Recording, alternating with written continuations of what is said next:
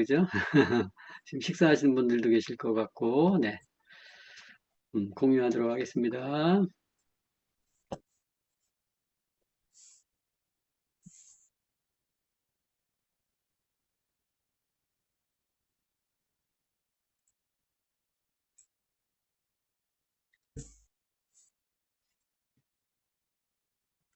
네, 오늘 시크릿 건강 핸드북으로 계속 진행합니다. 10주 과정으로 진행하는데, 음, 일단 오늘은 음식과 건강식 피라미드에 대해서 공부하죠. 지난주에 인치와 자연치유력에 대해서 공부했습니다. 그래서 사람은 30조 개의 세포로 되어 있고, 세포가 세살가리를 한다 그랬어요. 머리끝부터 발끝까지. 그 세포의 먹이가 피라고 얘기했어요. 세포가 오염된 피를 먹으면 변형이 된다 그랬죠. 그리고 제 기능을 하지 못한다고 얘기했어요. 그러면 세포로 구성되어 있는 조직이나 오장육부가 기능이 문제가 되죠. 또 세포가 기형적으로 자랄 수 있어요. 그게 이제 종양이나 암이죠. 그래서 종양이나 암을 치료하려면 피를 깨끗하게 만들면 된다고 얘기했어요.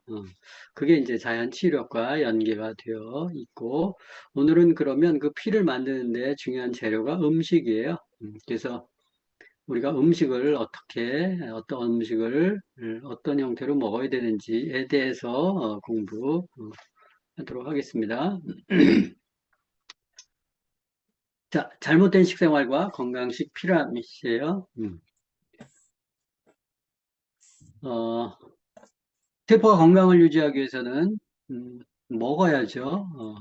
그래서 히포크라테스는 음식으로 못 고치는 질병은 없다라고 얘기했어요.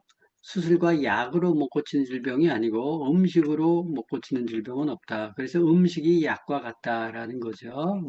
그만큼 음식은 건강에서 중요하죠. 그렇지만 현대인들은 식생활들이 많이 망가져서 환경오염이나 또 패스트푸드나 뭐 이런 요인들 때문에 우리가 먹는 음식에 문제가 많이 생겼어요. 그래서 잘못된 음식을 먹으니까 병들이 많아졌다 이런 얘기죠. 자, 그러면 음식은 뭘로 구성되어 있나? 그리고 우리가 피 얘기하는데 피는 어떻게 구성되어 있는지 좀 알 필요가 있겠죠. 좀 전에 말씀드렸다시피 세포는 혈액을 먹고 자란다 그랬어요. 혈액은 물과 산소와 영양소로 구성되어 있죠. 피가 뭘로 만들어졌어요? 그럼 모르는 사람들 되게 많아요. 그죠? 피가 어디서 만들어져요? 그러면 또 막 머리 이렇게 헷갈리죠. 골수에서 만들어진다고 하고, 장에서 만들어진다고, 심장에서 만들어진다고 하고, 우리는 이렇게 인체에 대해서 잘 모르죠. 그래서 혈액은 물과 산소와 영양소예요. 영양소는 뭘 먹어서 우리가 먹는 음식을 통해서 들어와요. 그래서 물 안 먹고, 공기 안 마시고, 음식 안 먹으면 죽죠. 이 영양소는 자연 음식을 먹어서 보충하죠. 그래서 건강 지키려면 골고루 잘 먹어야 된다. 이렇게 만들어진 피가 우리 체중의 8% 정도를 차지한다. 그래서 혈액은 뭔지 좀 알아야죠. 혈장과 혈구로 되어 있고, 혈장은 물이 90% 이상, 또 혈장 단백질 7% 지방 뭐 이렇게 있는데, 기타 무기질, 이온 뭐 0.9% 이렇게 되어 있는데, 실제 피가 어떻게 되어 있는지 영상을 하나 보도록 하겠습니다. 혈액.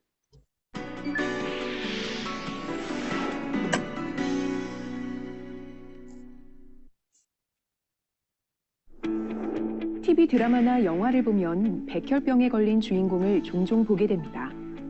이 병에 걸리면 쉽게 피로해지고 자주 열이 나거나 코피, 멍 등의 출혈 경향이 증가하게 되는데요. 백혈병이란 비정상적인 백혈구가 과도하게 증식해 정상적인 백혈구, 적혈구, 혈소판의 기능이 억제되는 질환입니다. 그럼 대체 백혈구와 적혈구, 혈소판 등은 우리 몸에서 어떤 일을 하는 걸까요? 우리의 혈액은 혈장이라고 부르는 액체 성분과 혈구라고 부르는 세포 성분으로 나눌 수 있습니다. 혈액은 산소와 이산화탄소, 영양소, 노폐물 등을 운반하고 식균 작용을 통해 우리 몸을 보호하며 혈액 응고 기능을 통해 출혈을 방지합니다. 이러한 혈액의 기능을 혈액 속의 혈구가 주로 담당하는데요. 혈구의 종류는 적혈구, 백혈구, 혈소판이 있고 이 혈구는 주로 골수에서 생성되며 골수 안에 있는 조혈모 세포가 분화해 성숙됩니다. 혈액 속에 들어있는 혈구는 각각의 형태와 기능이 다른데요. 어떤 차이가 있는지 자세히 알아보겠습니다. 적혈구는 혈액 내에 약 25조 개 정도 존재하고 혈액세포 중에서 가장 많은 수를 차지합니다. 피가 빨갛게 보이는 것이 바로 이 적혈구 때문인데요. 적혈구는 가운데 부분이 오목하게 들어간 원반 형태로 우리 몸 구석구석으로 산소를 운반해주는 역할을 합니다. 이 적혈구는 혈액 속에서 100일에서 120일 정도 살아 움직이고 노화된 적혈구는 비장에서 제거됩니다. 혈소판은 혈구들 중에 가장 작은 크기로 파편과 같이 불규칙한 모양을 하고 있습니다. 혈관에 상처가 생겨 출혈이 생기면 혈관 속의 혈소판은 이 상처 부위를 메꿔줘 출혈을 멎게 하는 기능을 합니다. 간혹 혈액 검사 결과에서 백혈구 수치가 증가한 것을 볼 수 있는데요. 백혈구 증가의 원인은 다양하지만 대부분은 우리 몸속에 세균이 들어오거나 염증이 생긴 것을 의미합니다. 백혈구는 면역 기능을 수행하는 혈액 세포로 아메바 운동을 하면서 침입한 세균과 이물질을 세포 내로 끌어들인 후 이를 분해해 감염으로부터 신체를 보호하는 역할을 합니다. 이 백혈구를 자세히 살펴보면 내부에 알갱이 모양의 과립이 있는 세포와 없는 세포로 나눠볼 수 있습니다.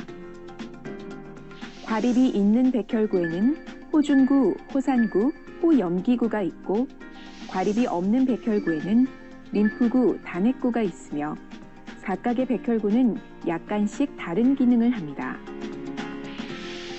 혈액 속에 백혈구가 부족하면 면역력이 떨어져서 쉽게 감염증에 걸릴 수 있습니다. 적혈구, 백혈구, 혈소판이 제 기능을 하지 못하면 우리 몸에는 여러 가지 이상 증세가 나타납니다. 쉽게 피로하거나 자주 열이 나고 코피, 잇몸 출혈 등이 있거나 멍이 쉽게 든다면 혈액 속 혈구에 문제가 있는 것일 수 있으니 전문가에게 정확한 진단을 받아보는 것이 좋겠습니다. 자, 혈액에 대해서 잠깐 봤어요. 백혈구, 적혈구, 혈소판, 혈장, 뭐 이런 얘기는 좀 여러분들이 아셔야 되잖아요. 혈장은 액체고, 혈구는 적혈구, 백혈구, 혈소판을 얘기하죠. 다시 요약을 하면 혈구, 혈장이 있고, 그리고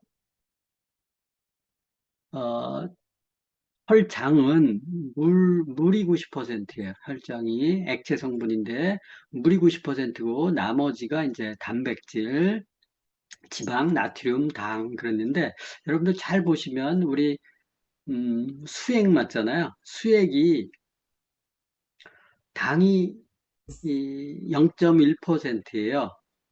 그리고 나트륨이 0.9%거든요. 그러면 9배나 나트륨이 많은 거예요. 그래서 약간 짭짤하죠. 어. 근데 당 먹는 거에는 관대한데 짜게 먹는 거는 되게 인색하죠. 사실은 나트륨이 있어야 혈액도 품고 있어요. 부종도 없고, 그리고 이제 좀 더 공부하다 보면 당은 몸에 저장이 돼요. 근데 나트륨은 밀어내거든요. 그래서 짜게 먹는다고 문제될 건 없지만 너무 과도하게 짜게 먹으면 또 좋을 건 없겠죠. 그죠? 무리가 갈 수 있으니까. 근데 하여튼 당보다는 나트륨이 훨씬 더 많이 들어가 있다. 이런 것들 여러분들 이해하실 필요가 있어요. 그리고 백혈구, 적혈구, 혈소판의 역할들이 밑부분에 있죠. 적혈구는 산소를 운반한다. 빨갛죠. 철분, 산소가 먹으면 산화철이 돼서 빨갛게 되죠. 백혈구, 식균작용, 혈소판, 지혈작용을 해요. 혈장은 영양소를 운반하고 이런 정도는 아실 필요가 있어요. 그래서 자, 그러면, 어, 자세한 공부는 건강 코칭에서 또 할 수 있으니까요. 열량소와 조절소로 되어 있다. 크게 판단지를 먹죠. 열량소고, 비타민, 미네랄, 식물의 영양소는 조절소라고 얘기해요. 열량소는 열을 내는 영양소고, 조절소는 태워주는 불쏘시개와 같다. 그래요. 그러면 장작과 같은 열량소는 많이 먹는데 조절소를 안 먹으면 태워지질 않죠. 적게 먹으면 타다가 말겠죠. 그 타다가 만 찌꺼기들이 피를 혼탁하게 하죠. 그죠? 그래서 완전 연소가 안 되니까 불완전 연소가 되니까 차도 그냥 완전 연소가 돼야 찡찡 나가는데 불완전 연소가 되면 에너지 효율이 떨어지면서 어, 많이 못 나가겠죠. 사람도 똑같다. 근데 그 불완전 연소 때문에 에, 때가 많이 끼듯이 사람 몸도 똑같은 거예요. 그래서 음식을 먹는데 힘이 없어. 그러면 조절소가 없다. 라고 볼 수 있어요. 자, 우리가 열량소와 조절소가 있다고 얘기했어요. 골고루 다 먹어야 되는데 우리가 쌀도 주식인 쌀도 현미를 안 먹고 쌀겨와 쌀 넣을 때는 백미를 먹는단 말이에요. 그러면 비타민 미네랄 등의 조절소가 다 깎여 나가요. 그 나머지 몸체만 먹는데 이게 한 80% 이상이 탄수화물이다. 그래서 현미를 먹으면 골고루 먹을 수 있는데 백미는 열량소만 먹게 돼서 조절소가 별로 없어요. 그래서 백미 먹는 사람이 당뇨가 많이 생길 수 있다. 그랬어요. 그래서 이제 영양학자들이 얘기하기를 현미 한 공기에 들어있는 조절소는 백미 9공기에 해당한다. 라고 얘기해요. 굉장히 차이가 나죠. 조절소가 원래 많은 부분이 아니기 때문에 사과도 껍질째 먹는 게 좋다. 자, 그러면 이게 백미예요. 근데 쌀겨가 껍데기죠. 그리고 쌀눈이 있죠. 어, 몸체가 백미예요. 우리가 백미를 먹는데 쉽게 씹히죠, 그죠? 현미는 이렇게 자꾸 입에 걸리고 많이 씹어야 되니까. 보세요. 쌀눈의 영양분이 66%, 쌀겨의 29%, 합해서 95%가 쌀눈과 쌀겨에 있어요. 그걸 다 벗겨 먹고 백미만 먹는 거예요. 그 영양분이 5%다. 그래서 아까 아, 조절소만 봤을 때는 현미 9공기하고 백미 1공기하고 비슷하다라는 거예요. 그죠? 그러니까 굉장한 차이죠. 그럼 여러분도 현미 먹어야 돼요? 백미 먹어야 돼요? 당연히 현미 먹어야죠. 그죠? 현미 먹으면 당도 많이 안정이 되고 부족한 영양소도 많이 채울 수 있다라는 것을 여러분들이 이해하실 필요가 있어요. 저렇게 많이 차이 나네 아셔야 되고요. 우리가 주식으로 먹는 게 백미죠. 쌀이잖아요. 그러니까 쌀을 잘 먹어야지. 쌀 안에 이렇게 영양소들이 있어요. 칼슘인, 철분, 나트륨 쭉 있는데 이게 이게 백미에 비해서 이렇게 많다는 거예요. 최소한 2배 이상, 3배 뭐 이렇게 되잖아요. 그죠? 칼륨도 그렇고 칼슘도 1.7배, 철분 뭐 이런 것들, 비타민 B군 다 2배, 3배 이상 되잖아요. 그죠? 그래서 현미 먹는 게 중요하죠. 현미도 이제 몇 번 도정해서 먹느냐에 따라서 뭐 몇 분도 하는데 가급적 덜 벗긴 걸 먹고 좀 물에 불려서 먹는 게 좋겠죠. 자, 그러면 우리가 먹는 음식의 현주소를 한번 볼까요?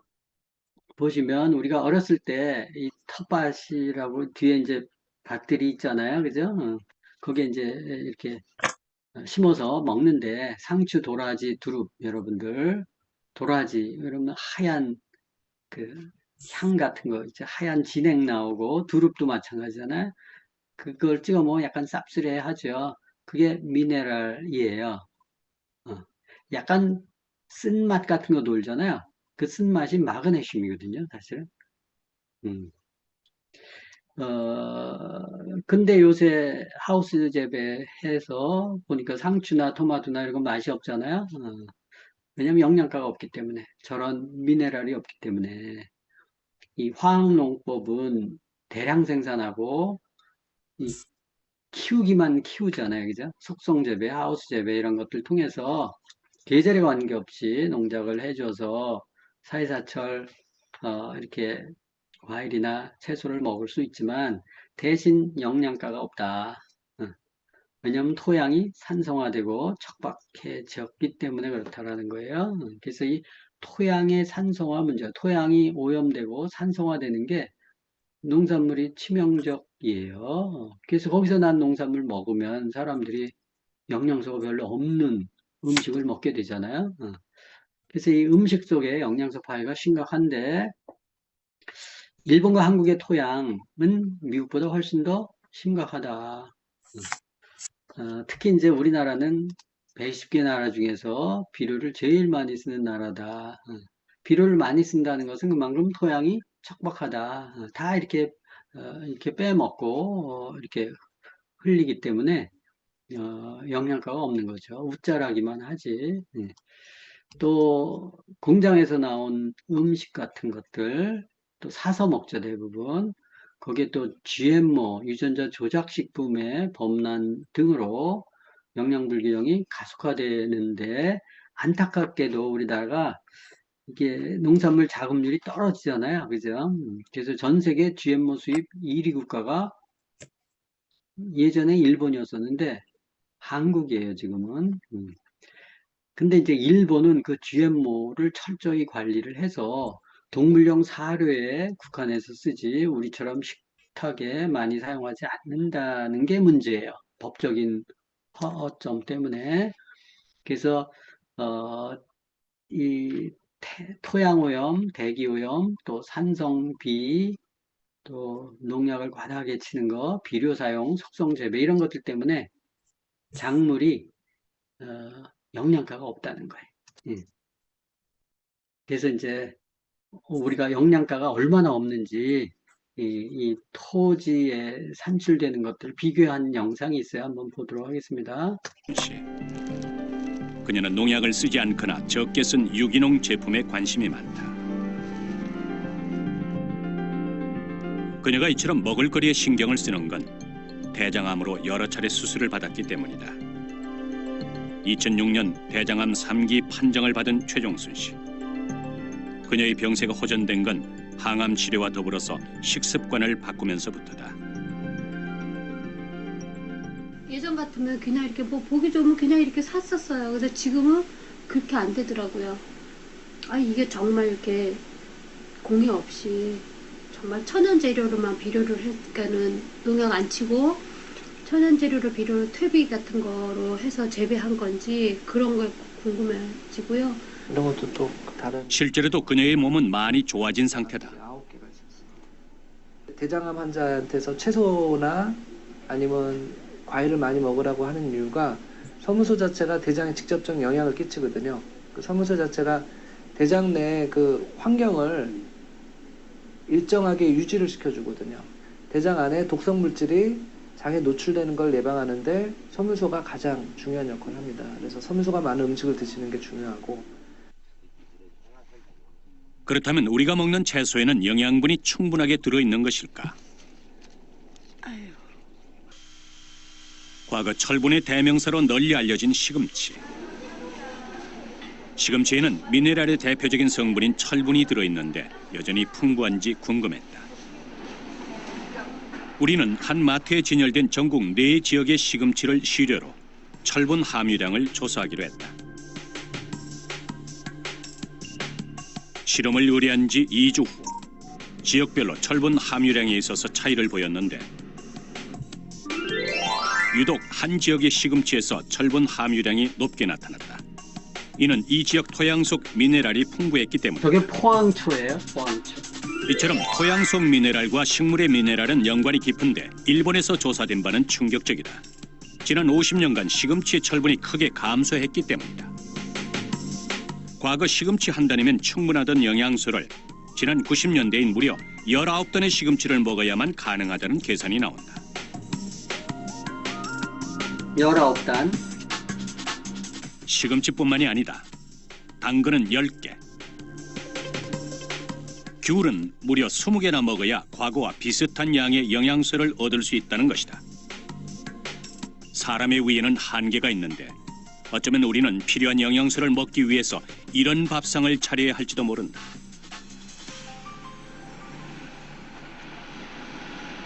그렇다면 식물에서 영양소가 줄어든 이유는 무엇일까? 미네랄 사이클은 토양 속에 존재하는 미네랄이 식물에 흡수되고 식물을 통해서 섭취한 영양소는 사람의 생리 활동에 쓰이고 나머지는 배설돼서 다시 흙으로 돌아가는 순환 고리를 말한다. 그런데 화학 비료의 사용으로 퇴비 사용이 줄면서 지금 퇴비가 흙으로 가는 과정이 끊어진 셈이다. 이야, 실하다. 현대의 땅은 미네랄 밸런스가 무너져 있다는 것입니다. 미네랄이 부족한 토양에서 자란 야채와 곡물을 섭취함으로써 우리 인간은 미네랄 부족을 겪게 됩니다. 이러한 미네랄은 미량이지만 신체의 생리활동에 대단히 중요한 영양소이기 때문에 미네랄이 부족하게 되면 각종 질병에 걸릴 위험이 높습니다. 우리는 강화군의 한 지역에서 자연 퇴비를 준 땅과 화학 비료만을 쓴 땅을 채취해서 그 토양 성분을 분석하는 실험을 의뢰했다.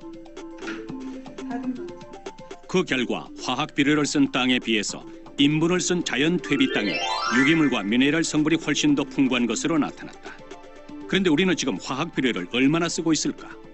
우리나라가 전 세계적으로 그 조사된 140여 개 나라 중에 아마 끝에서 첫 번째, 두 번째로 다시 얘기해서 화학 비료를 제일 많이 쓰는 대표적인 나라입니다. 네. 그래서 영상에서 나온 거는 이제 일본 땅 얘기였는데, 채소 미네랄 함량 변화에서 최소한의 미네랄이 줄어들고, 이건 미국 땅 얘기예요. 미국은 뭐 땅덩어리도 넓고 오염도가 우리보다 훨씬 더 적죠.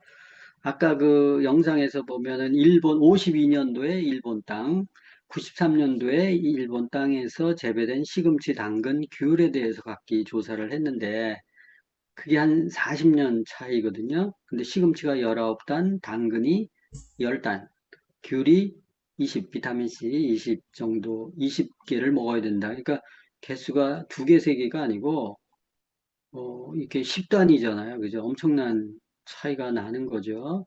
40년 동안, 그 93년도에 조사한 거. 우리나라 땅은 이 조사가 없기 때문에 일본 땅을 보여준 거예요. 근데 이게 일본 땅 얘기고 우리나라는 일본보다 더 안 좋잖아요. 비료를 더 많이 쓰기 때문에. 그리고 93년도 데이터거든요. 이게 지금 2024년도예요. 그럼 지금 30년이 지났어요. 그러니까 시금치의 철분이 얼마나 부족하겠으며 50년대에 만들었죠. 이렇게 재배된 시금치하고 당근, 귤도 뭐 그때 비하면 훨씬 더 영양가가 없는 거죠. 미국도 역시 마찬가지예요. 미국은 이렇게 50년 대비해서 99년에서 50년 동안 변화된 걸 봤는데 이건 별로 차이 안 나잖아요. 그죠? 칼슘, 철분, 비타민 A 그래도 뭐 이렇게 20%, 30% 이상 차이 나는데 저것도 50년 지금 24년 정도, 25년 정도 됐으니까 더 지나면 데이터가 훨씬 더 안 좋겠죠. 그래서 미국은 한 절반 정도 수준으로 떨어졌다 이렇게 보면 되죠. 대략. 근데 한국이나 일본은 좀 더 심각하다. 그래서 음식만 가지고 비타민 미네랄을 제대로 먹을 수 있다? 없다라는 거예요. 이렇게 환경이 바뀌었기 때문에 그래요. 거기다가 또 우리 GMO 많이 먹잖아요. 한국 같은 경우는. 그래서 전체 콩의 98.8%가 99%를 수입했었어요. 또 옥수수는 73.7% 수입했었어요. 이 GMO 옥수수 뭐 옥수수는 안 먹어 그러는데 옥수수의 당 여러분들 커피 마시고 뭐 이런 거 달달한 거 다 이거 GMO 옥수수의 액상 같은 것들 과당 만들어서 들어가고 포도당 주사에도 저 GMO 들어가고 뭐 콩에도 우리 식용유 뭐 이런 거 다 들어갑니다. 지금 우리나라는 그래요. 그래서 여기 보면 GMO는 항생제, 중금속 농약, 방부제, 화학 첨가물로 번복이 된 음식물과 뭐 이런 것들 그 합성 가공 식품 같은 것들이 만연이 되고 있다. GMO는 물론이고 그러니까 이제 뭐 문제가들이 생겼는데 이게 미국 같은 경우에 보니까 인당 GDP가 1위예요. 근데 그러면서 이제 잘 사는 나라인데 의료비 지출이 가장 많더라. 그리고 평균 수명을 봤더니 43위예요. 인당 GDP가 제일 높은 나라인데, 그리고 보험료와 의료비가 엄청나게 쓰여지는데도 불구하고 한국은 26위네요. 일본이 2위고.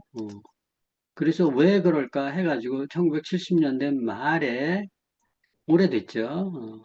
미국 상원 영양문제특별위원회에서 보고서를 낸 게 있어요. 한 2년 동안 굉장히 세계적인 저명학자들 다 초빙해서 연구에 참여를 했어요. 그래서 엄청나게 돈 들어가서 한 거예요. 그래서 봤더니 미국인들이 뭘 많이 먹어요? 탄수화물, 고기, 유제품, 우유 이런 것들 엄청나게 먹고 비타민 미네랄 잘 안 먹는다. 칼슘, 철분, 비타민 A, C 필요량의 절반만 섭취해서 만성적으로 결핍되고 있더라. 그래서 이게 병의 원인이 되더라. 근데 만약에 이거를 좀 보충해서 개선하면 심장병으로 많이 죽는데 심혈관 질환으로 25%가 줄고 당뇨는 절반, 비만 80%, 암 20%를 감소시킬 수 있고 전체 의료비의 3분의 1을 절약할 수 있다라고 레포트를 냈어요. 뭘 하면 저런 비타민 미네랄만 잘 챙겨 먹어도 의료비 33%를 절약할 수 있다고 얘기한 거예요. 병도 많이 감소시키고. 실제 그런가? 근데 이제 조사는 그렇게 했는데 실제 저렇게 보충되는 것들이 별로 대안이 없어서 마땅치 않은 상황이죠. 지금은 미네랄 결핍이 되면 정말 질병에 걸려 어떤 증상이 나타나는지 영상을 한번 보도록 하겠습니다. 이 영상이 이게 잘 깨끗하게 만들어 놓은 게 별로 없어서 이걸 좀 계속 쓰는데 보세요. 생로병사의 비밀에 나왔던 거예요. 유니세프 세계 영양 보고서에 따르면 현재 전 세계 인구의 3분의 1이 미네랄 결핍이라고 합니다. 이 미네랄이 결핍되면 특히 아이들은 신체적, 정신적으로 발전할 수 있는 잠재성까지 위협받는다고 경고하고 있습니다. 우리 신체 내 미네랄 중 단 하나라도 부족해지기 시작하면 이것은 몸 전체를 뒤흔들 수 있습니다. 왜냐하면 이 미네랄이 신체에서 일어나는 각종 생화학 반응에 촉매 역할을 하기 때문이죠.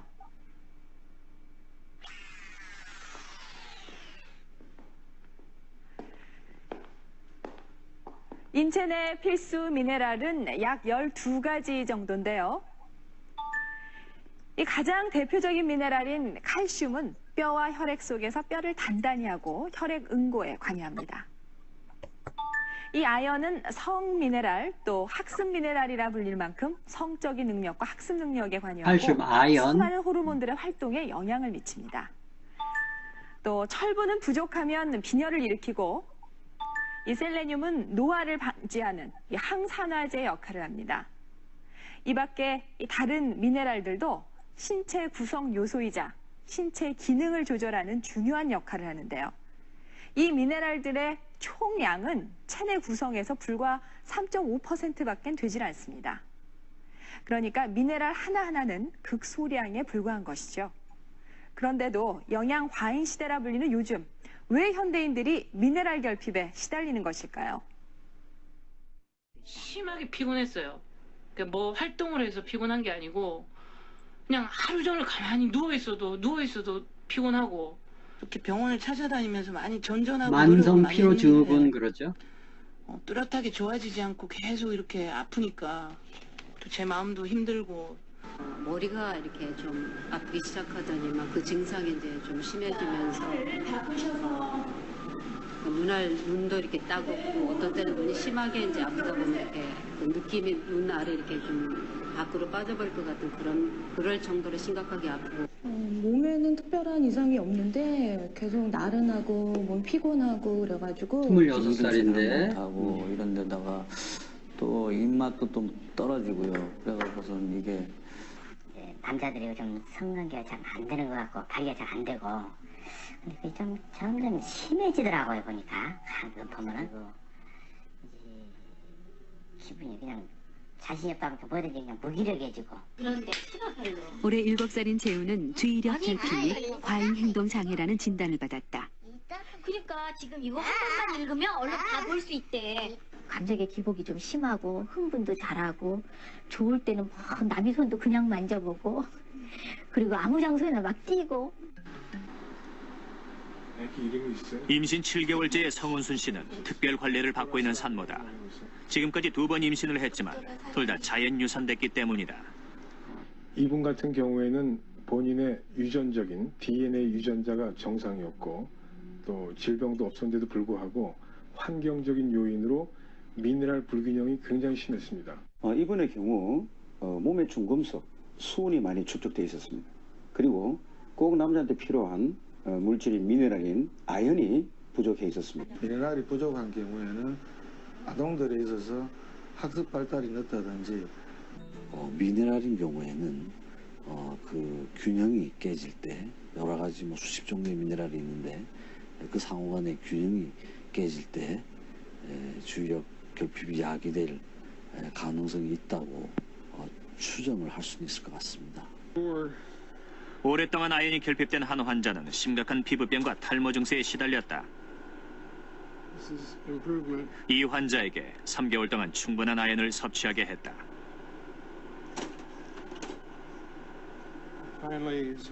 그 결과 놀라울 정도로 빠른 회복을 보였다. 아연은 우리 몸을 구성하는 가장 중요한 미네랄 중에 하나입니다. 자, 영상 보셨죠? 보면 만성 피로부터 시작해서 두통, 눈, 피로, 성기능 저하, 발기 저하, 주의력 결핍, ADHD 얘기죠. 유산도 하고 피부병, 탈모 이런 것들 나왔잖아요. 그죠? 그런 것들이 일상적으로 많이 보잖아요. 병원 가서 하면 이제 저렇게 처방이 나오는데 마땅한 대안이 없어요. 그죠? 근데 봤더니 쭉 나와서 얘기하는 게 뭐예요? 만성 피로, 뭐 때문에 그래요? 입맛이 없다. 이거 간 기능이 떨어져서 그렇거든요. 그죠? 피로하고 간 때문이야 그러잖아요. 비타민 B군이 필요해요. 비타민 B군, 간은 두통이나 눈통증, 눈이 뭐 이렇게 빠져나갈 것처럼 아프고 두통이 심하다, 두통 같은 것들 이런 부분도 비타민 A나 비타민 B군 같은 것들 부족하면 그럴 가능성이 커요. 그죠? 두통이라는 것은 뇌에 산소나 영양소가 당이 공급되지 않을 때 저런 두통들이 많이 오죠. 시도 때도 없이 먹는 사람들이 두통이 와요. 약간의 저혈당 비슷하게 해서 오는 것들이 순간적으로 이제 공급이 안 될 때 그런 일들이 벌어져요. 성기능이 저하되고 발기력이 잘 안 된다라는 것도 아까 보면 수은이 축적되고 중금속이 축적이 되면 저럴 수 있고 아연이 부족하면 저럴 수 있어요. 저런 것들은 판토블렌드 같은 것들이 좋겠고 위에 만성피로나 이런 것들 밀크시슬이나 비타민 B 플러스 뭐 더블 X 이런 것들이 도움이 될 수가 있겠죠. 주의력 결핍은 칼슘, 마그네슘, 오메가3 이런 것들 당연히 도움이 되죠. 주의력 결핍 같은 부분도 여러 가지 저게 이제 정신병이 아니거든요. 영양소 불균형이 되면 집중도 안 되고 그래요. 칼슘 부족해도 집중 안 되는 거 아시죠? 또 그 효모나 효소나 뭐 이런 것들이 활동을 이렇게 잘 할 수 있어야 되는데 이제 그런 것들이 부족하면 저런 현상들이 일어나죠. 오메가3, 칼슘, 마그네슘 이런 것들 보충하면 좋아지죠. 그리고 이제 유산, 임신 자꾸 이렇게 정착을 못하고 키워지지 않고 떨어져 나가는 게 이게 움직여서 뭐 그런다 그게 아니고 자궁 내막에 이렇게 수정란이 이렇게 자라야 되는데 영양 공급이 안 되면 이렇게 떨어져 나가요.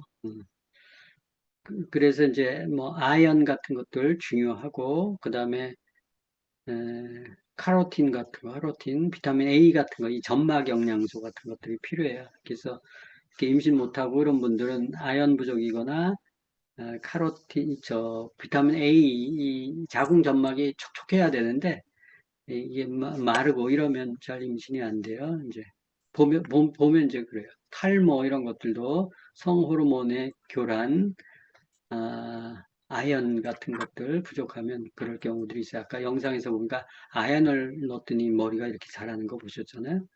신기하게 저런 것들이 약이에요. 저런 비타민 미네랄 같은 것들이 몸의 증상이나 이런 것들을 병증을 완화시켜요. 그래서 병원 결과로 나타났을 뿐이고 원인은 영양소 불균형. 그 영양소를 잘 찾아서 채워주면 돼요. 이 영양소는 피를 분석해 보면 알겠죠. 피에 영양소가 얼마나 있는지를 보고 부족한 것들은 채워주면 몸이 좋아질 수밖에 없겠죠. 이렇게.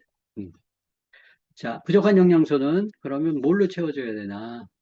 아까 앞전에 맥가번 보고서 정부 차원에서 미국 정부 차원에서 대대적으로 2년 동안 해서 보고서가 나왔는데 거기에 현대의학이 영양을 무시하는 의학이다.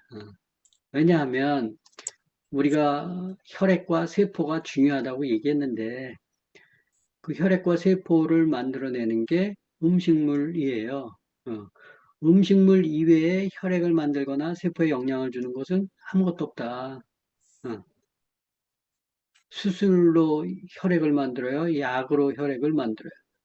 세포에 영향을 줘요? 아니라는 거예요.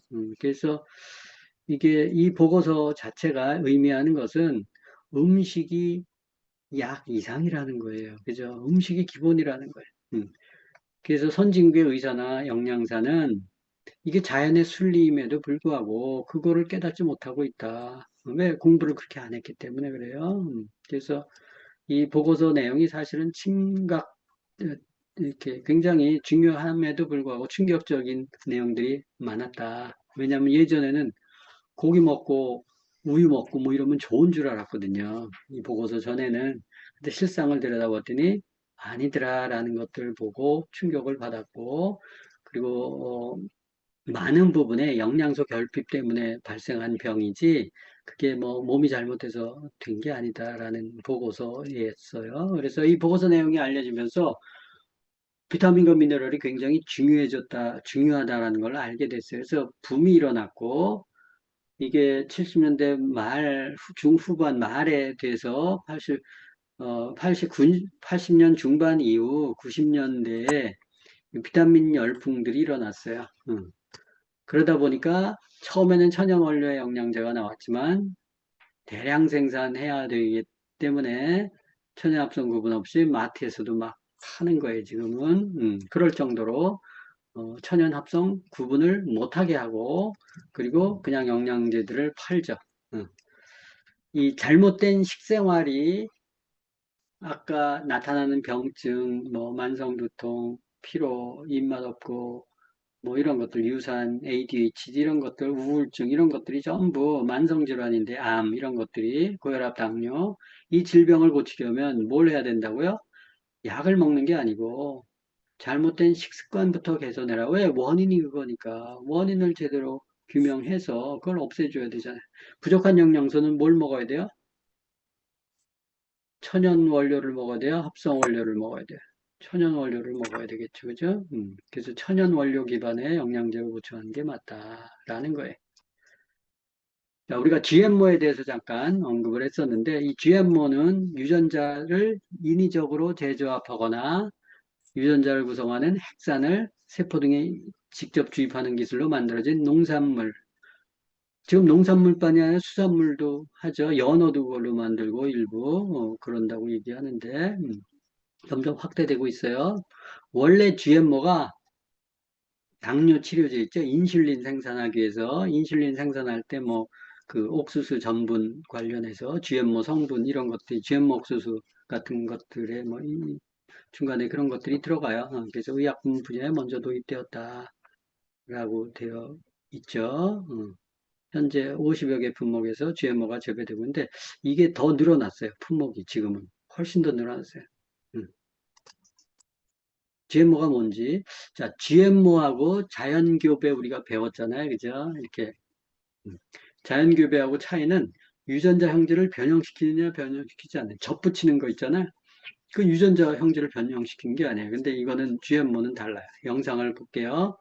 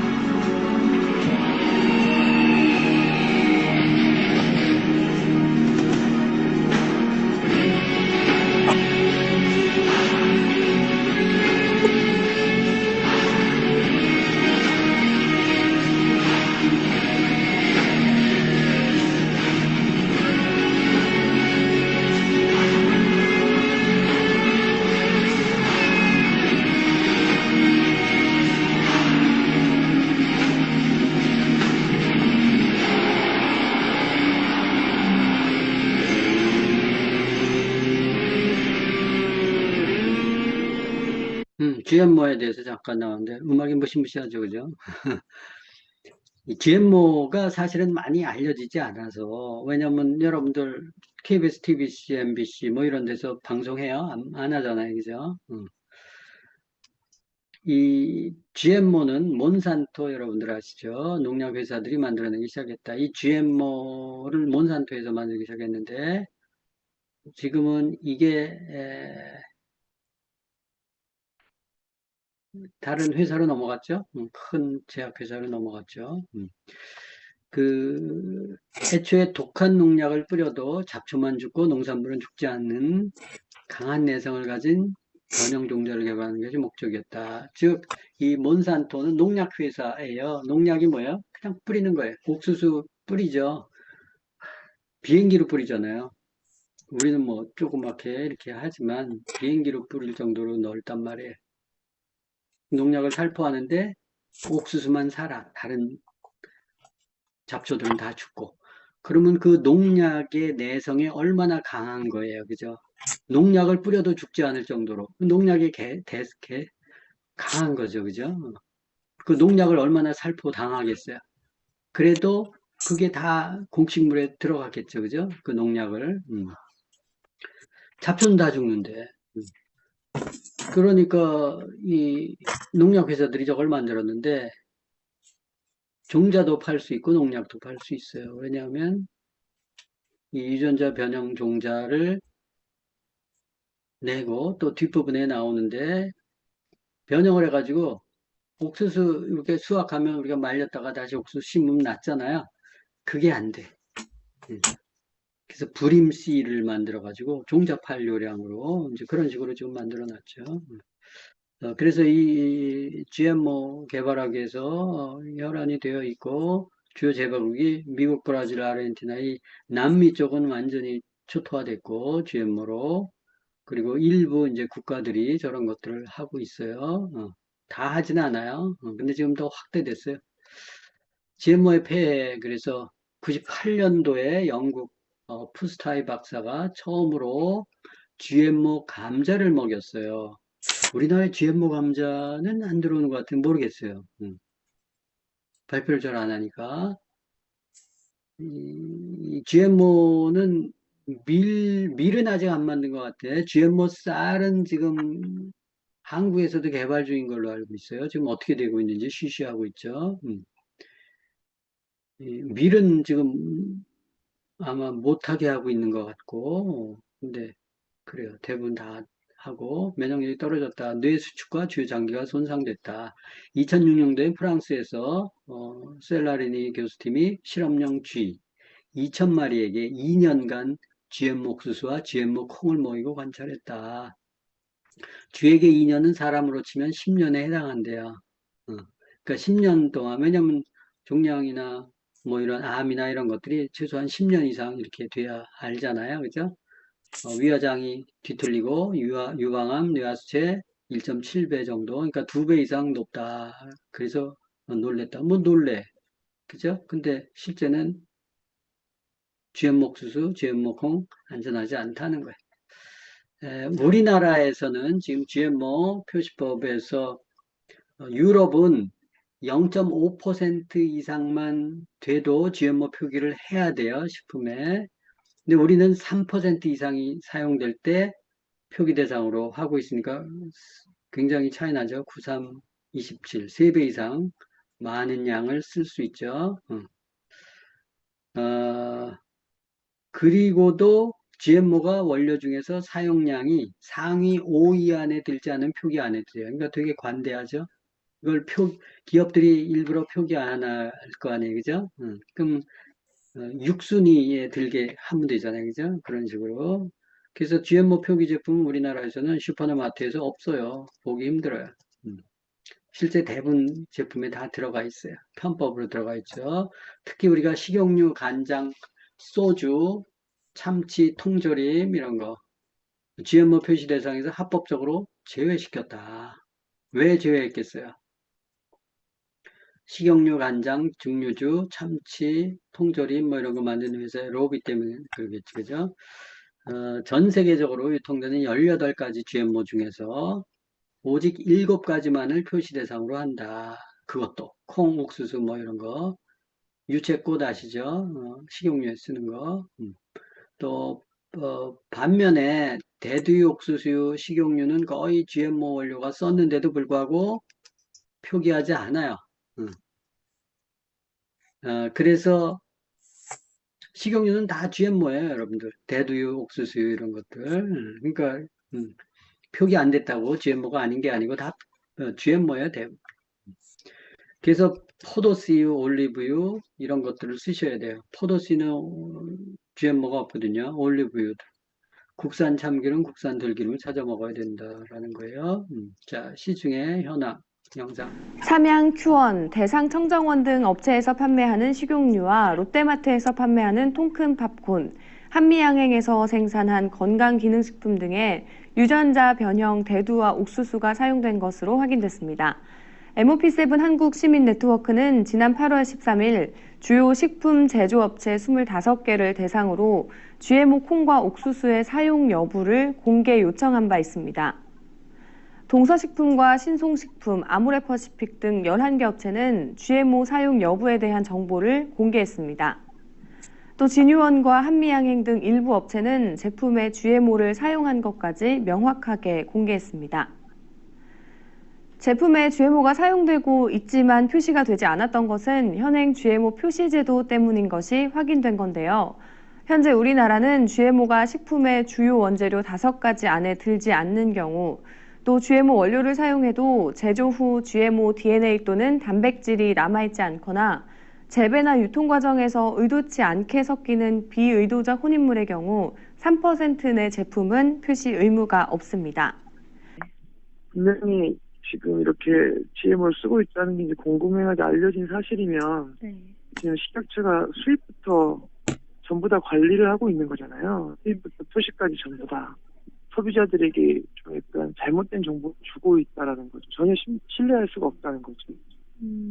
주무 부처도 아닌 일반 뭐 소비자단체나 시민단체들에서 이렇게 조사를 해도 똑같은 품목에서 GMO가 사용된 게 이렇게 쉽게 발견이 되는데, 반면 CJ제일제당, 오뚜기, 롯데제과 등 14개 업체는 GMO 사용 여부를 공개하지 않았습니다.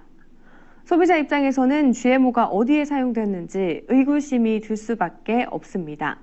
지금 이런 정서상에서 사실 부담스러울 수밖에 없죠. 왜냐하면 기업들은 저희가 궁극적으로는 그런 걸 우려를 하고 있는 거예요. 이렇게 막연한 공포와 불안 때문에 non-GMO 원료를 써야 되는 그런 상황이 생기면 기업 입장에서도 사실 엄청난 재정과 부담이고, 소비자 알 권리 보장을 위해서 GMO 완전 표시제 도입이 시급하다는 지적의 목소리가 높아지고 있습니다.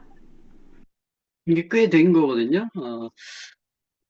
약간 좀 지금 상황이 달라진 게 있을 수 있는데 별로 없어요. 지금 보면 선진국은 GMO 표시제를 하고 우리 식탁은 되게 관대하고 GMO 수입국 1위이기 때문에 사료에만 들어가는 게 아니고 우리 식탁을 점점 더 황폐화하고 있죠. GMO 천국으로 변해가는데 식약청은 non-GMO 표시도 못하게 해요. GMO 표시를 못하게 하는 것도 넘어서 non-GMO라고 표기하지 말아라.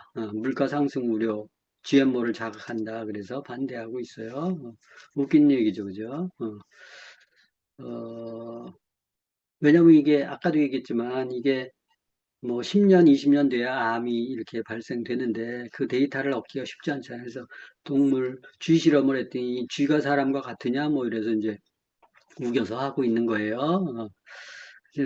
이제 그래서 이게 GMO나 식품 회사들이 얘기하는 건데 정부가 관리하는 논리가 두 가지예요. 하나는 물가 상승 우려하고 두 번째는 괜히 불안감을 유발한다. 확실하지도 않은데 뭐 이런 거예요. 그래서 여러분들이 알아서 이렇게 보시기 바라고, 가축 사료, 옥수 99%가 GMO고, 의약품, 오염정화 기술 뭐 이런 것들 활용되고, 포도당 주사제, 여러분 포도당 좋아하죠? 포도당 주사 맞는 거, 그죠? 백신, 호르몬의 원료로 사용된다. 의약품에서 많이 사용돼요, GMO가. 플라스틱에서 원료로 영양제를 만들어내니까 그런 것들을 많이 쓰죠. GMO 종족인 미국 2016년 지금 10년 됐어요. GMO 농식품 완전 표시제를 시행하고 있어요. 우리나라는 아직 언제 실현될지 모른다. 국민들 역시 실태를 잘 모르고 있다. 근데 약간의 소식은 2020년 올해부터 단계적으로 GMO 완전 표시제를 추진할 예정이다라고 발표는 했는데 이게 어떻게 가이드가 나오는지 모르죠. 하도 얘기는 하는데 아직 그래서 모르겠어요. 기대는 해보는데 한번 지켜보십시오. 예. 자, 그래서 식용유나 이런 거 다 바꿔 쓰시는 게 좋아요. 대두유, 옥수수 이런 거 절대 쓰지 마세요. 이 건강해지려면 뭘 먹어야 되느냐, 하버드 의대에서 조사를 했는데, 그래서 건강식 피라미드 같은 것들을 소개했어요. 40년 동안 연구한 것들을 기초로 해서 건강식 피라미드 식단을 안내를 했는데, 금연과 운동과 함께 했더니 심장병이 80%, 당뇨 90%, 뇌졸중과 일부암이 70% 감소한다. 이렇게 먹으면 감소한대요. 그럼 먹어야 돼, 안 먹어야 돼요? 먹어야지. 그죠?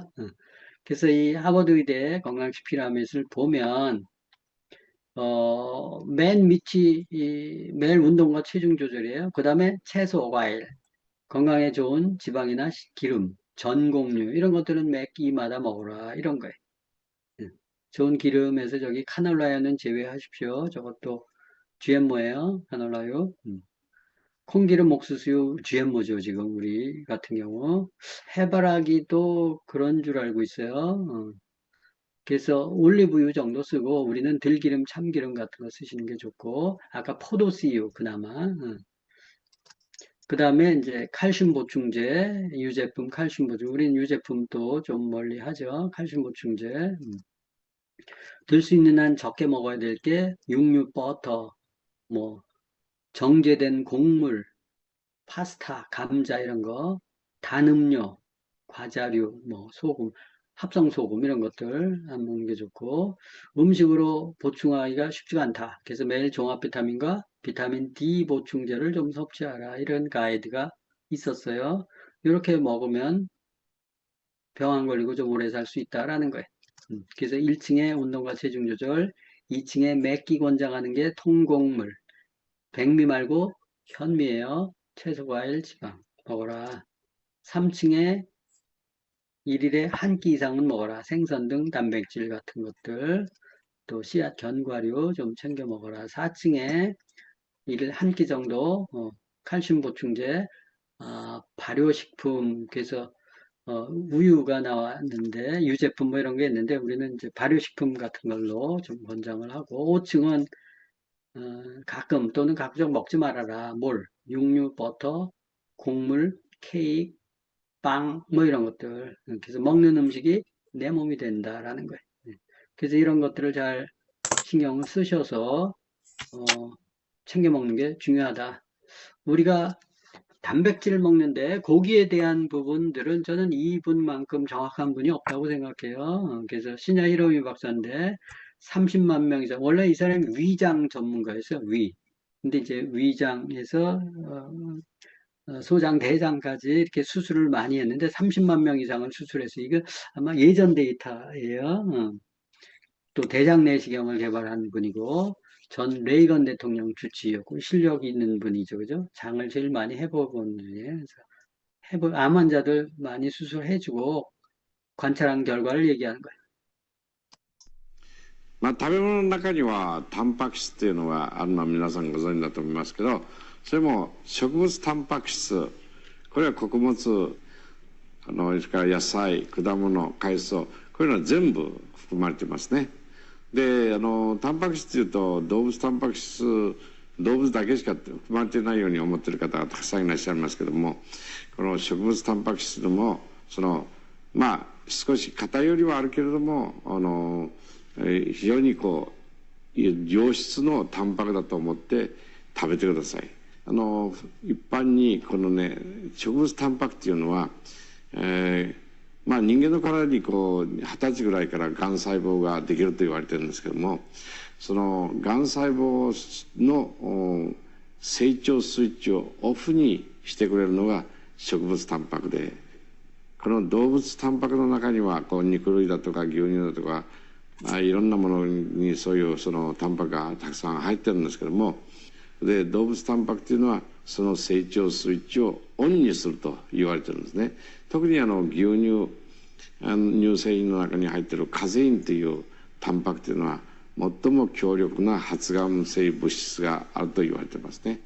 で例えば牛乳自身も人間のその母乳の中のカゼインというのは 20% ぐらいですけども、牛乳のカゼインというのは約 80% 含まれていると言われています。そういうことで考えますと、やはりこういうの人間の場合もたくさん牛乳をお飲みになる人、それから、チーズなんかも食べれる人というのは、やはりこうがんが体にできやすいんじゃないかなという感情を私は強く持っています。これ52歳の男性で大腸ポリープは約3センチのものがあるんですけども、この場合は私の考案したスネアで取ってるところをお見せしたいと思います。こうしてワイヤーでね引っ掛けて、それでその根元のポリプの根元のところのこの茎のところをワイヤーで締めましてね、それから電気を通して電気をこうしてこう切ってもこう出血しないようにするわけです。これで電気をつけますとこうしてやけどになりますね。それでこう切りました。こういうことでね、まあ簡単なことです。でこの人は、時々その下血してて便秘もしやすかったけどね、約 50% の動物食を食べて、特にこう肉だとか乳製品が多い人だったんですね。でワインをグラス2杯ぐらい毎晩飲んでたと。で、中等度に大きくなった前立腺があったり、高血圧になったり、それからコレステロールなんかも270ぐらいあって、それであまりその健康ではなかった人です。これ46歳の男性ですけども、これは有形性ポリプといって茎が右の方にずっとつながってますね、これね。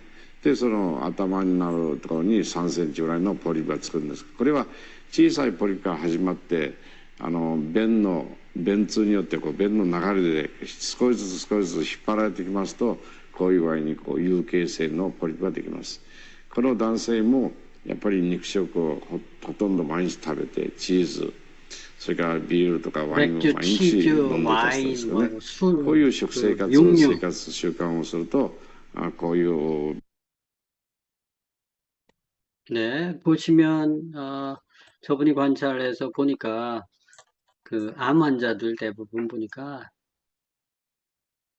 장이 나빠서 그렇다는 거예요. 자궁 유방, 뭐 대장암, 뭐 전립선암 이런 보니까 전부 장을 열어봤더니 전부 장이 지저분하다는 거예요.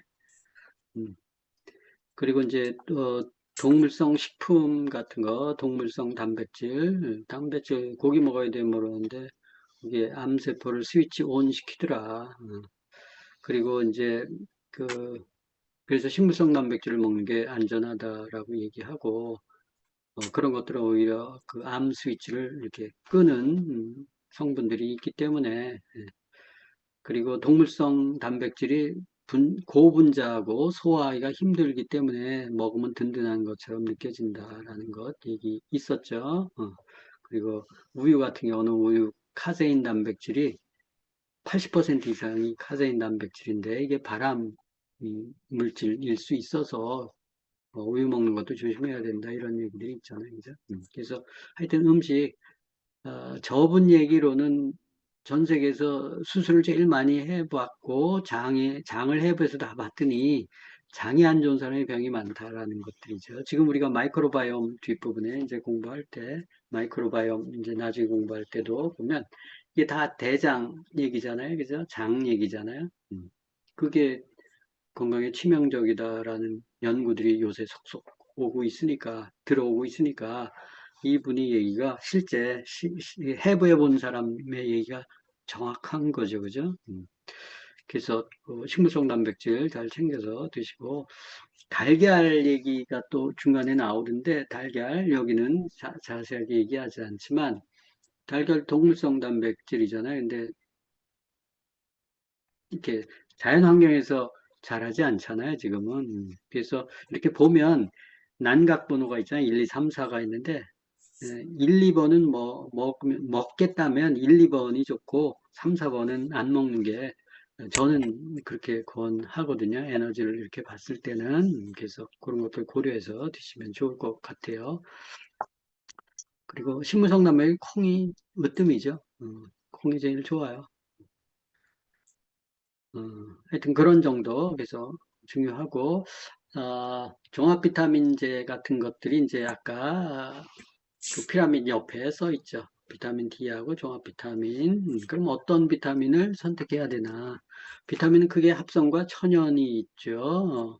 물론 천연 비타민, 합성 비타민 이렇게 써 있지는 않아요. 왜냐하면 우리나라 법상으로 구분이 하기가 쉽지 않아요. 왜냐하면 100% 천연 물질이어야 되는데 천연 물질이 될 수가 없어요. 그죠? 그래서 천연 비타민이라고 표기할 수가 없어. 우리나라 법에는. 그래서 천연 비타민이 안 보이는 거예요. 그죠? 인삼 뭐 이런 것들 천연이에요? 아니에요. 섞여 있잖아요. 농약도 섞여 있고 뭐 일부 섞여 있잖아요. 그죠? 뭐 표기 못해요. 합성 비타민은 그냥 실험실에서 석유 제품을 기본으로 화학적 공정을 거쳐서 만들어낸 거다. 원가 저렴하고 대량 생산할 수 있죠. 이와 달리 천연 비타민은 자연에서 얻어지는 곡물, 과일, 채소, 식물, 또 생선 등에서 오메가3나 이런 것들 생선 에서 성분을 그대로 추출하거나 농축해 만들기 때문에 원가가 비쌀 수밖에 없다. 당연히 건강에 좋은 게 뭐겠어요? 자연에서 추출하는 거겠지, 그죠? 그래서 천연 비타민과 합성 비타민 C 연구를 해봤더니 천연 비타민 C는 체내 흡수율이 7% 이상, 합성 비타민은 10% 정도뿐이 안 되다. 이 비타민 C는 그래도 물에 녹잖아요. 그죠? 수용성이잖아요. 물에 녹지 않는 비타민은 그 폐해가 있을 수 있기 때문에 좀 조심해야 돼요. 비타민 C는 물에서 녹아서 그래도 빠져나가는데, 이 천연 비타민 C는 인체에서 일어날 수 있는 화학적 작용에 비교적 안심할 수 있다. 왜냐하면 천연 비타민 C는 화학약품이나 인공 첨가물, 방부제 같은 거 거의 잘 안 쓰죠. 근데 합성 비타민 C는 그렇지 않고 그 원료 자체가 그렇게 되기 때문에 저런 거에 좀 자유롭죠. 이 발상 자체가. 그리고 이제 화학 물질 간의 이게 복합 섭취에 의한 어떤 그런 것들 때문에 이제 위험하죠. 그건 이제 뒤에 금붕어 시험을 통해서 보여드릴게요. 그래서 천연 비타민 C는 또 비타민 C만 있는 게 아니라 이 농축물 같은 것들을 같이 쓰면 비타민 C 이외에 다른 식물 농축물이 있기 때문에 소화 흡수를 도와준다라는 거예요. 그래서 훨씬 월등한 효과를 낸다. 천연과 합성. 우리나라에서는 아직 생소하지만 최근 인기를 끌고 있는 천연 비타민제.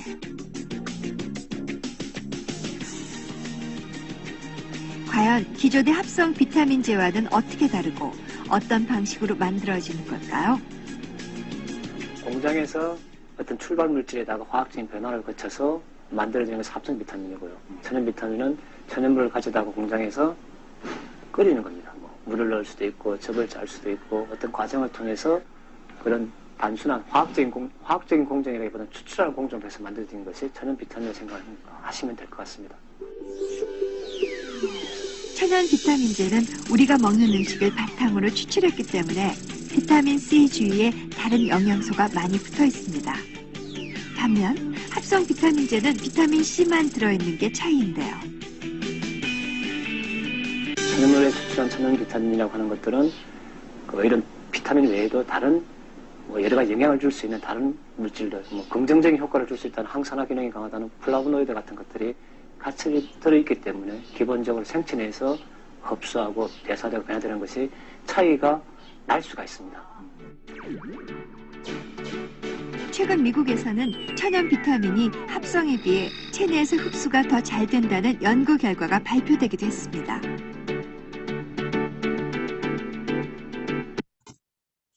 네, 보시면 아까 영상에서 보셨듯이 천연 비타민 C의 구조를 보면 비타민 C가 있고 그 비타민 C를 둘러싼 식물 농축물들이 있어요. 이 식물 농축물이라고 표현하는 것은 이 비타민 A, B, C, D, E, 뭐 비타민 K 뭐 이런 것들이 있잖아요. 그 비타민 C, A 이런 것들은 분자 구조가 밝혀진 물질들이에요. 근데 분자 구조가 밝혀지지 않은 물질들이 더 많아, 세상에. 그래서 식물 농축물이라고 표현한 거예요. 근데 비타민 C가 효과가 있느냐? 그것만이 아니라는 거예요.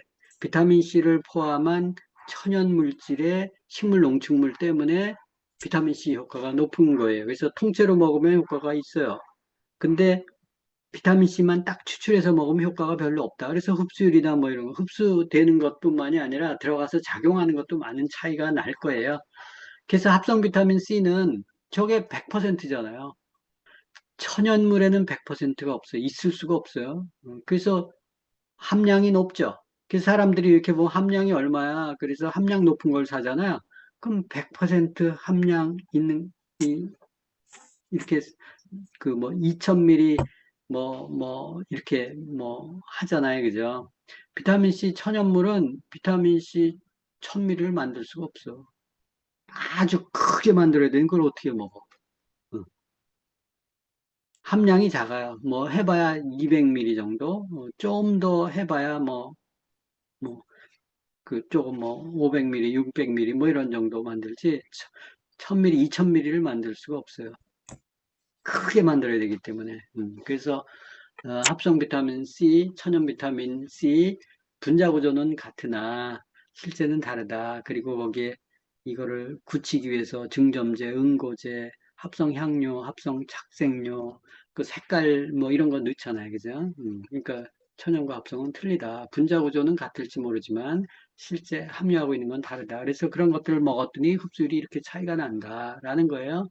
그래서 우리가 합성 비타민이나 뭐 이런 것들 먹으면 오줌 색깔이 노랗거나 빨갛거나 이상하게 좀 변질이 되잖아요. 일반 음식을 먹으면 그렇게 되지 않는데, 그거는 뭔가 문제가 있는 거죠. 그죠? 그 천연 비타민은 여러분들, 설명드렸지만 천연 부산물 같은 것들, 단백질, 당류, 바이오 플라보노이드, 그래서 색깔 영양소 이런 것들 들어있어서 정상 섭취는 물론 과다 섭취 시에도 부작용이 없다. 그런 거예요. 이 천연 물질을 만들어낼 수 있는 기술이 있다면 이런 구분이 안 될 수 있겠죠. 그죠? 근데 분자 구조를 다 파악을 못했기 때문에 그래요. 그래서 풀도 못 만들잖아요. 그죠? 당연히 사과 못 만들고, 왜냐면 사과의 성분에 뭐가 들어가 있는지 모르기 때문에 그래요. 여러분들 우리가 피를 만들어낼 수 있으면은 제 생각에는 오래 살걸요. 사람들이 피 만들어낼 수 없잖아요. 왜냐면 피 안에 들어가 있는 성분이 뭔지 몰라. 뭐 우주에 뭘 쏘고 어딜 가고 하지만 실제 이 물질도 규명 못한 거예요. 합성 비타민은 화학 부산물 석유 정제 과정에서 본래 효능을 떨어뜨리고 알러지 반응을 유발하기도 한다. 화학 물질이기 때문에 그래요. 출발 자체가. 그래서 많이 섭취하면 문제가 생길 수 있어요. 저런 문제가 저렇게 생김에도 불구하고 나는 합성을 계속 먹겠다. 그러면 할 수 없어요. 그죠? 천연물 성분은 특허가 안 난다. 합성은 싸죠. 그죠? 석유화학 제품이기 때문에. 천연 비타민은 그러지 않죠. 그죠? 우리가 천연 비타민, 글쎄, 천연 원료 비타민이죠. 정확히 표현하면. 자, 합성 비타민은 알고 먹자. 보면, 일단 합성 비타민을 먹었는데, 이 효과 좋더라. 이런 분이 있을 수 있어요. 왜냐하면, 합성 비타민을 먹잖아요. 근데 우리가 다른 음식을 먹어요. 그럼 그 합성 비타민 C를 소화 흡수할 수 있는 식물 내재 영양소가 혈액 속에 있거나 장 속에 있어요. 그럼 그 도움을 받아서 흡수하는데 문제가 없을 수 있어요. 근데 이제 그걸 한 번 먹는 게 아니고 꾸준히 먹으면 그 보조 요소가 고갈이 돼서 안 좋게 나빠질 수 있잖아요. 그죠? 우리가 어떤 음식을 과다하게 먹거나 그러면 그 음식을 소화 흡수하기 위해서 필요한 부수적인 물질들이 계속 고갈이 되는 거예요. 그래서 몸이 나빠지거든요. 약도 똑같다라는 거예요. 그래서 합성 비타민 작용은 약물을 계속 먹으면 부작용이 생기는 이유가 한두 번 먹으면 무슨 문제가 생기겠어요. 근데 계속 그걸 먹으니까 문제가 되는 거예요. 그래서 합성 비타민은 체내에 영양소를 공급하는 게 아니라 인체를 과도하게 자극하는 작용을 할 수 있기 때문에 문제가 될 수 있다라는 거예요.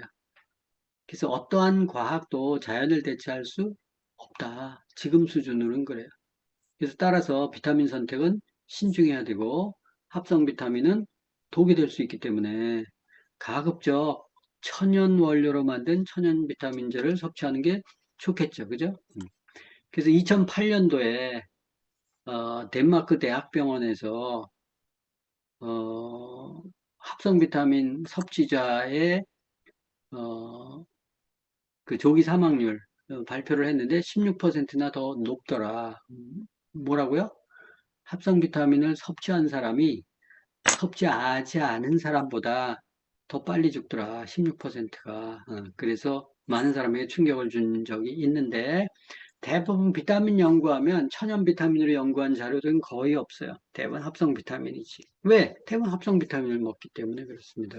그래서 그거 구분하지 않고 비타민 뭐 폐에 어쩌고 효과 없다, 있다 뭐 이런 얘기들이 이제 저런 것들 합성 비타민 섭취자고 제가 또 좀 더 보면 이 천연 비타민은 덜 그렇겠지만 비타민도 몸에 맞는 사람이 있고 좀 안 맞는 사람이 있을 수 있어요. 그 원료에 따라서 그 원료가 맞는 사람이 있고 안 맞는 사람이 있기 때문에 합성 비타민 더더욱 문제가 생길 수 있다는 거예요. 천연 비타민조차도 그럴 수 있기 때문에 그렇습니다. 이제 그래도 천연 비타민이 안전하다. 천연 원료 비타민이. 이 비타민은 이제 물고기 실험을 좀 한번 보도록 할게요. 특히 이제 뭐 화학 공부한 사람이나 식품 또 이런 첨가물 쪽에 종사하는 분들이나 이런 분들은 이런 거에 좀 관대하세요. 왜냐하면 그렇게 배웠기 때문에. 근데 이제 우리가 인체 폐해를 볼 때 사람을 대상으로 해서 실험을 오랫동안 할 수 없잖아요. 그죠? 그 물고기 실험이나 뭐 쥐 실험이나 뭐 이런 동물을 가지고 실험을 하는데 비타민 합성 비타민, 물고기 실험. 그리고 얼마 전까지만 해도 잘 모르던 사실들인데 최근에 밝혀진 거. 특히 이제 보존료 같은 게 좀 위험한데 안식향산 나트륨이라고 있고요.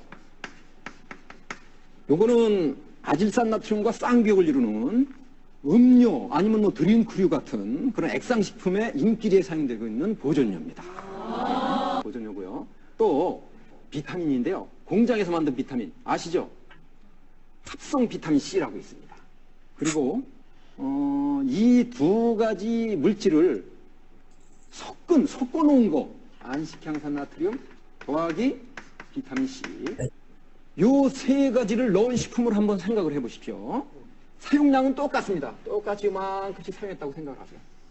똑같은 양입니다. 근데 요거는 요쪽은 안식향산 나트륨 요쪽은 비타민 C 그렇게 사용했다고 생각을 해 보십시오. 전체 양은 똑같죠?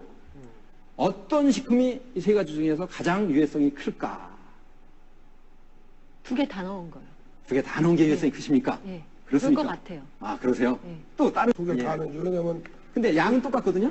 양이 똑같아도 똑같거든요? 마찬가지일 것 같은 것이 예. 그 폭탄주 먹으면 그 다음날 일어나기 힘들거든요.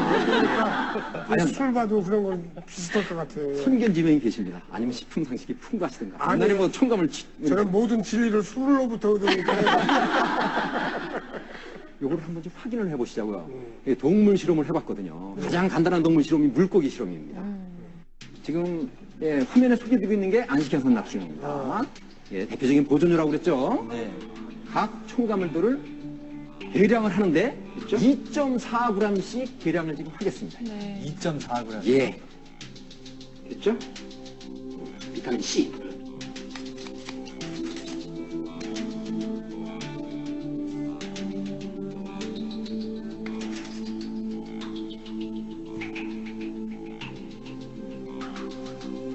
안식향산 나트륨 1.2g.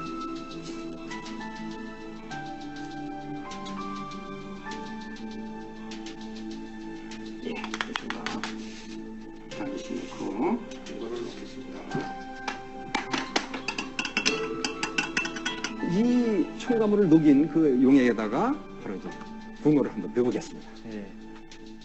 예, 저 모습이 안식화산 나트륨 용액에 붕어를 넣은 겁니다. 그리고 비타민 C 용액에 붕어를 넣은 거고요. 저는 혼합 첨가물 용액에 붕어를 넣은 겁니다. 상태를 한번 잘 보세요. 처음에는 팔팔하죠. 지금 이제 5분이 경과한 시점입니다. 5분이요? 예, 잘 보세요. 지금 행동이 좀 느려졌어요. 이게 섞어놓은 거죠, 이거. 흐물흐물 되죠? 한 마리가. 네. 한 마리가 흐물흐물 되고 있어요. 중심을 잃었어요. 그러면서 지금 이제 독성을 느끼고 있다는 얘기거든요. 어머. 자, 지금 10분 지난 시점입니다. 잘 보세요. 세 가지 상태를. 지금 두 가지는 아직 근거들이 살아 있습니다. 예, 살아 있어요. 근데 그 옆에 혼합 첨가물 용액에 있는 것들은 이미 죽었습니다. 예. 그게 폭탄주 마신 게 제일 먼저 죽는구나. 예, 지금 20분이 지난 시점입니다. 살았네요. 예. 지금 비타민 C 용액 20분 뒤에는 비타민 C 용액, 또 합성 비타민 C 용액도 죽었어요. 혼합분 용액에 5 내지 10분 안에 혼합 첨가물이 근데 제일 빨리 죽었고 독성을 많이 느끼는 게 이 혼합 첨가물의 용액이다. 그래서 상식적으로 생각하면 말이죠. 이게 보존유니까 이거를 넣은 용액이 가장 독성이 크다고 느끼기가 쉬운데 그 반대 현상이 나타났다. 섞인 거 이게 가장 독성이 크다. 실제로 안식향상 나트륨 사용량은 적어요. 그죠? 반밖에 사용을 안 했지 않습니까? 그렇게 생각하기 쉬운데 이게 독성이 크게 나타난 이유는 바로 비타민 C하고 같이 어떤 모종의 공작을 했기 때문이다. 뭐가? 안식향상 나트륨입니다. 이 사실이 무척 중요해요. 이게 과거에는 연구가 안 돼 있었는데 최근에 속속 밝혀지고 있습니다. 선생님, 저 지금 굉장히 너무 충격적인데요. 왜냐면 비타민C는 저희가 매일 먹는 거잖아요. 그렇죠. 저도 먹거든요. 그럼 비타민C를 먹고 저런 첨가물 있는 걸 먹으면 금붕어가 저렇듯이 저희 안에서 큰 유해성 훨씬 커집니다. 굉장히 심각한 일 아니에요, 이거? 지금 안식야산 나트륨이라는 보존료를 주로 쓰는 게 말이죠. 음료 아니면 이제 드링크류 제약회사에서 만드는 드링크 뭐 강장제니 뭐 각성제니 이런 거 나오는 그 조금 병이 나오는 음료들 있죠. 거의 대부분 사용되고 있어요. 많이 해로 물질이 많이 만들어질 수 있는데 문제는 이것도 어떤 물질이 만들어졌는지도 이미 과학이 밝혀냈어요. 벤젠이라는 아주 해로운 물질입니다. 독성도 있고 1등급 발암 물질입니다. 우리가 식품을 통해서 먹고 있는 화학 물질들 지금 공식적으로 허가된 게 말이죠. 향료에 사용될 것까지 다 합치면 2200가지가 넘거든요. 근데 그 많은 화학 물질들 지금 아직 이러한 복합 섭취로 인한 문제 이걸 칵테일 효과라고 그래요. 섞어가지고 생기는 어떤 유해성이라고 그래가지고 이런 칵테일 효과에 대한 안전성 여부 아직 확인이 안 됐다는 사실. 그 화학물질 유해성이 바로 본질입니다. 자, 영상을 보시면 저분이 이제 과자, 내 아이를 해치는 달콤한 유혹의 저자 안병수 소장의 과자 공장에서 저런 거 연구했었던 분이기 때문에 그래서 이런 부분을 잘 아시죠. 그래서 지금 보시면 합성 비타민 C 또 안식향산 나트륨 방부제로 쓰이는 거 액상의 방부제로 쓰이는 거 그래서 실제 안식향산 나트륨이 제일 독할 줄 알았더니 아니고 합쳐놓은 거 반반 섞은 거 5 내지 10분 뒤에 합성 비타민 20분 뒤에 안식향산 5시간 뒤에 죽는 거예요. 합성 비타민 C도 독성이 많이 있겠죠. 그죠? 근데 우리는 저런 걸 그냥 합성 비타민 C 먹잖아요. 그죠? 근데 물고기가 아니기 때문에 죽지 않고 뭐 다른 물질들도 있기 때문에 아마 그러지 않을까 싶은데 그래서 저 데이터를 보면 결코 좋은 데이터는 아니에요. 그죠? 그래서 여러분들이 그럼 합성 비타민 C하고 안식향 나트륨이 결합이 되면 화학 반응이 일어나냐? 자연물에는 비타민 C가 따로 존재하지 않는다 그랬죠. 다른 거랑 섞여 있다 그랬잖아요. 섞여 있기 때문에 안전한 조직이에요. 그래서 그걸 유기화합물이라고 얘기하죠. 근데 저걸 딱 분리해내면 조직 자체가 불안전한 거예요. 그래서 뭐 다른 성분들이 들어오면 합치려고 해. 그래서 화학 반응이 일어나는 거예요. 그래서 화학적으로 도출해서 추출해낸 이렇게 따로 뽑아내서 이렇게 해놓은 것들은 불안전 물질이기 때문에 다른 거랑 화학 반응이 일어나요. 그래서 약이나 이런 것들 화학 제품들이 섞어놓으면 화학 반응이 일어나는 거예요. 음식은 그런 일들이 별로 안 일어나거든요. 그래서 이제 이 합성 칵테일 효과 때문에 무섭다. 그래서 약을 여러 가지 한꺼번에 먹지 말라는 이유가 저런 것들 때문에 그렇다는 거예요. 어떤 성분이 어떻게 들어가 있을지 모르기 때문에. 근데 천연물은 상대적으로 안전하기 때문에 화학 반응이나 이런 것들이 좀 안전할 수 있는 거죠. 그래서 천연물 태워보십시오, 여러분들. 가지고 있는 거. 지금 이 시간에 내가 천연 비타민제, 합성 비타민제 잘 모르겠다. 그럼 태워보세요. 그러면, 천연물이면 어때요? 그냥 풀타는 냄새가 나지. 그냥 아닌 거는 고무 타는 냄새가 날 거예요. 물에 녹여 보십시오. 그래서 녹차 맛처럼 이렇게 녹차 먹을 수 있는처럼 되는지 아니면 쓰고 이렇게 뭐 그런 건지 그럼 합성 비타민 가능성이 크죠. 성분 표시 뒤에 보면 무슨 추출물 무슨 추출물 뭐 이렇게 써 있어야 돼요. 그게 천연 비타민이야. 근데 화학명 이상한 화학명 막 써 있죠. 전부 합성이야. 그리고 뭐 100% 이렇게 써 있는 거 다 합성이에요. 어떤 비타민이 좋다고 하니? 칼렌보그 그의 유기농법 정신은 베스트 오브 네이처, 베스트 오브 사이언스라는 뉴트릴라이트의 변함없는 정신으로 이어져 나가고 있다.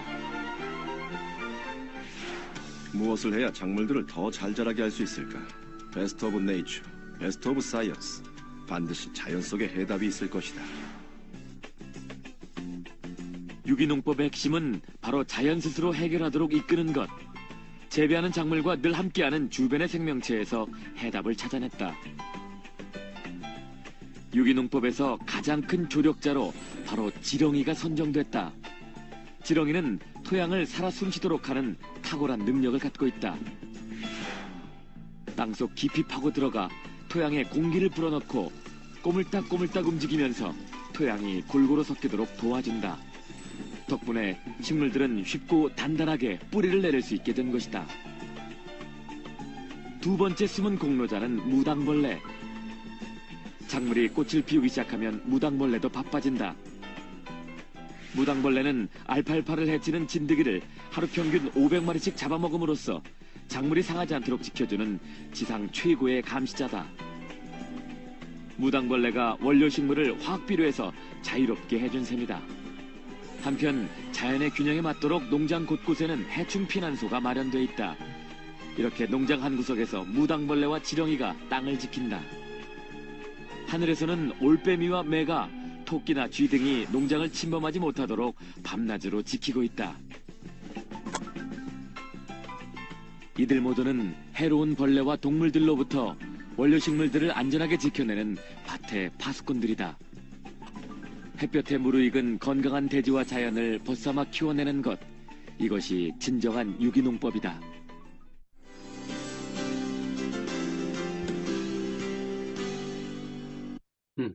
그래서 중요한 것은 우리가 먹는 비타민의 그 원료가 중요하잖아요.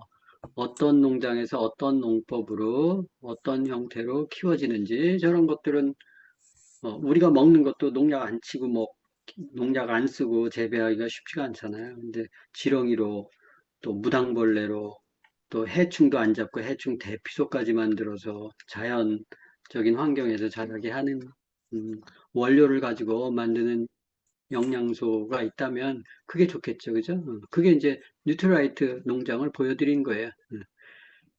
제가 뉴트라이트만 드십시오라는 게 아니고 저런 농법을 사용해서 저런 정신으로 원료를 생산해서 농축해서 비타민을 만드는 회사의 것을 쓰시는 게 좋겠다라는 거예요. 근데 농장을 갖고 저렇게 하는 회사가 거의 없다. 자, 요약을 하면 우리가 음식과 영양소에 대해서 또 배웠는데 인체는 30쪽의 세포로 되어 있다고 얘기했어요. 머리부터 발끝까지. 근데 그 세포가 다 주기가 있다고 얘기했어요.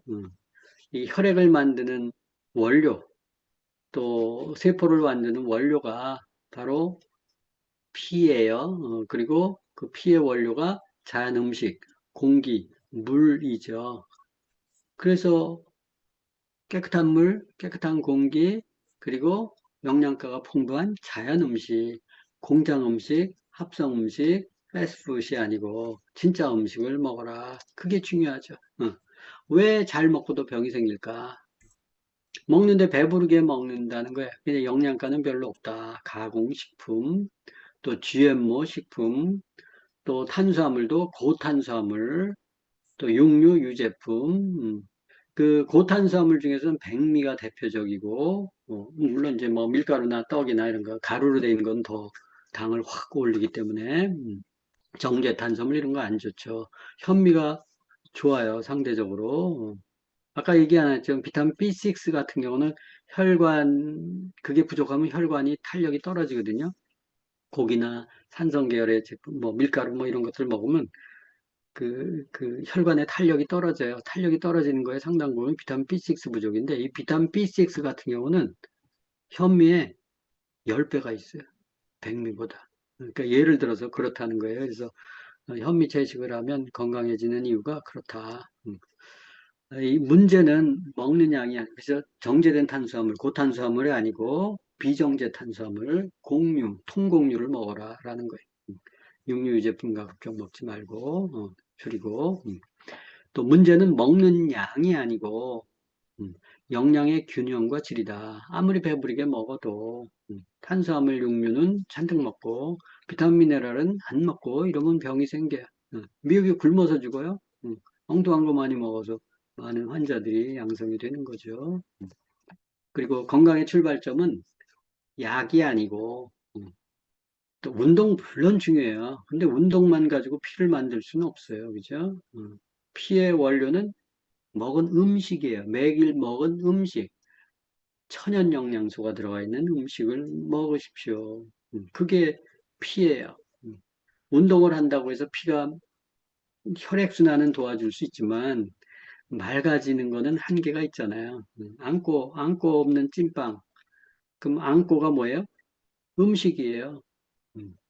그래서 음식을 제대로 먹어야 그게 피의 원료가 된다라는 거예요. 그래서 어떤 걸 먹어야 되는지 우리가 하버드 대학교에서 연구한 식품 피라미드 공부했잖아요. 그거에 준해서 먹고 하면, 그리고 이제 음식으로 안 되니까 부족한 영양소들은 천연 원료 비타민들, 미네랄들 잘 선택해서 먹으면 건강해질 수 있다라는 겁니다. 오늘은 여기까지 공부하도록 하겠습니다.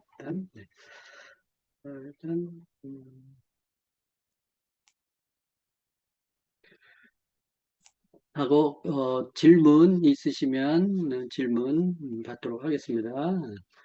여기 안내글 보이시죠? 질문은 채팅창에 글로 남기시거나 스피커 음소거 해제하시고 말로 해주시면 됩니다. 공유 중지 일단 풀겠습니다.